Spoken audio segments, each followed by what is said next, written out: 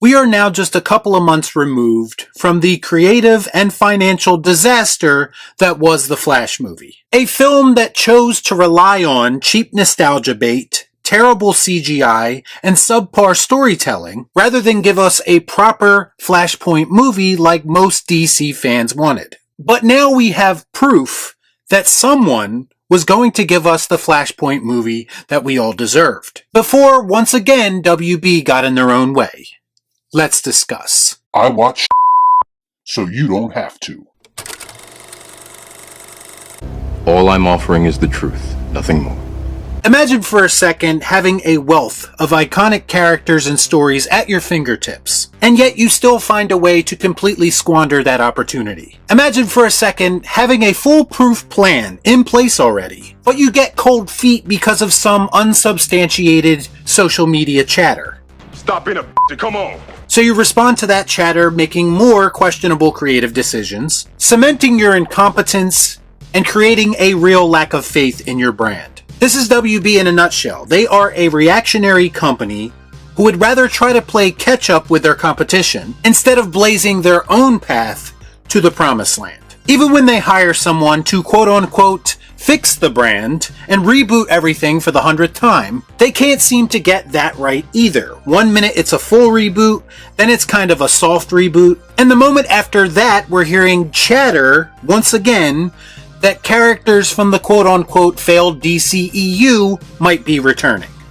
Just when I think you couldn't possibly be any dumber. Gal Gadot seems to be under the impression that Wonder Woman 3 is in production and she will be returning to the role. A very confusing revelation when you consider that James Gunn has made it very clear recently that he had no intention of bringing back her Trinity counterparts in Henry Cavill and Ben Affleck. Why? And all this decision is really doing is creating more uncertainty around the brand. And let's be honest, that's the last thing that DC on film needs right now. And just when we thought this situation couldn't be any more of a mess, details surface about what the DCEU's Flash movie might have looked like under the guidance of Zack Snyder and Rick Fukuyama. And I don't know how anyone who calls themselves a DC fan can hear these details and not think that this would be better than what we got back in June. There would have been no whoring of Michael Keaton, no babies in microwaves, and certainly no bastardization of the DCEU characters. Yeah. Oh, something is definitely bleeding. Rick's movie was, quote, laying the groundwork for Zoom as the big baddie of the DC universe. Now right away that sounds infinitely more interesting than Dark Barry going around destroying the multiverse and giving us CGI cameos that amount to nothing. Not impressed.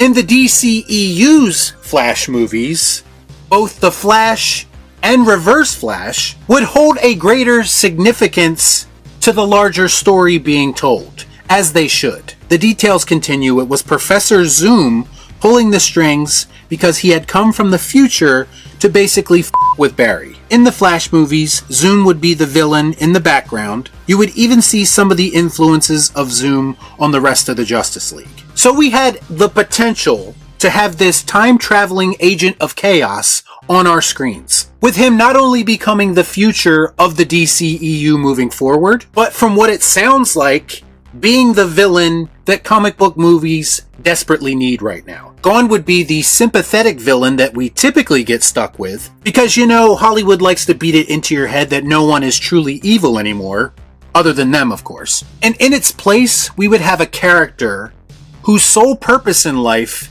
is to ruin Barry Allen's existence.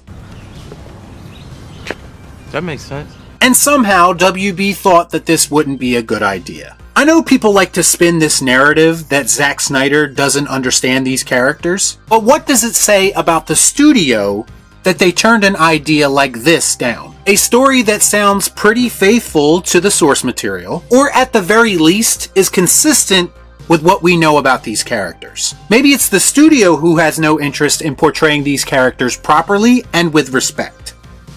I don't get it.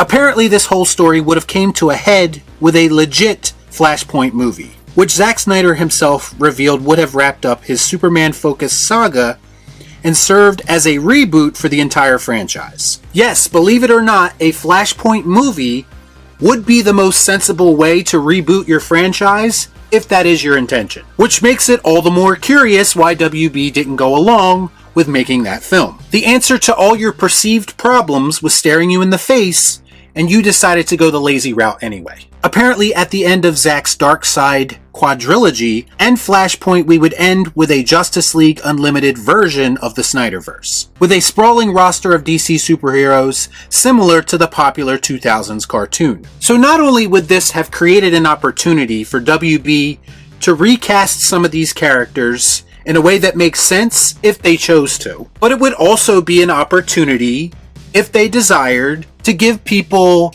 more traditional versions of these characters, considering a lot of those same people showed a real lack of patience with how Zack Snyder chose to build these characters. I find your lack of faith disturbing. I always used to tell people to look at the Snyderverse as a Elseworlds tale if it helps them get over their insecurities about his interpretation. And in a weird sort of way, Zack's overall plan set up his original Snyderverse to be just that. It's almost as if the guy is a lot smarter than people give him credit for. So instead of seeing this plan out, WB, like a lot of people on social media, got impatient and rushed into a soft reboot and then a full reboot that frankly makes no sense from a storytelling perspective, and has done nothing but further showcase their incompetence. You're pathetically predictable. This is not about whether you personally agree with the original direction of the DCEU or the Snyderverse. The point is that there was already a logical endgame planned out, and all you really had to do was let things play out. And then maybe, just maybe, more people would have had confidence in your brand, because you dedicated yourself to seeing this vision through. Stay on target. We're too close. Stay on target. If we look at the films that deviated most from the planned Snyderverse, so we're basically talking about anything post-Aquaman, it's basically been a string of underperforming movies or even straight up flops. Wonder Woman 1984, The Suicide Squad, Black Adam, Shazam! Fury of the Gods, and of course The Flash.